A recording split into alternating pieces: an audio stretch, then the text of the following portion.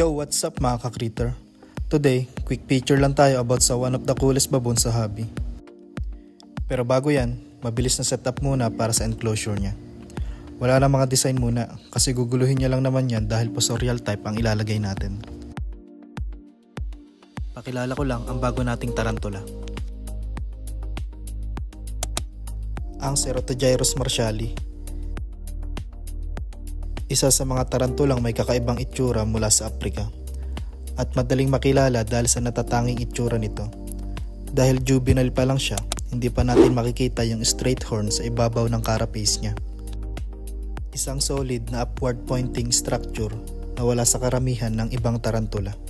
Ito ang pinaka-iconic na feature nila, kaya tinatawag siyang straight horn baboon tarantula.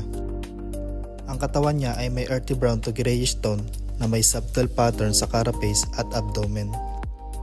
Hindi man sobrang makulay pero nagbibigay ito ng natural, rugged look na bagay sa burrowing lifestyle niya sa wild. At ngayon mga ka-critter, punta na tayo sa huling part, ang rehousing. Dahan-dahan lang tayo dahil old world species to, mabilis, alert at defensive.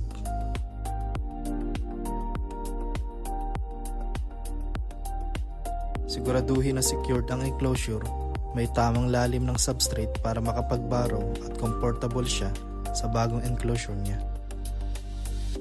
Kung nagustuhan nyo ang ganitong informative rehousing videos, huwag kalimutan mag-follow o subscribe para sa critter content. Salamat sa panonood mga ka-critter. Kita-kits ulit sa next critter picture natin, dito lang sa Exo Critter Corner. Bye!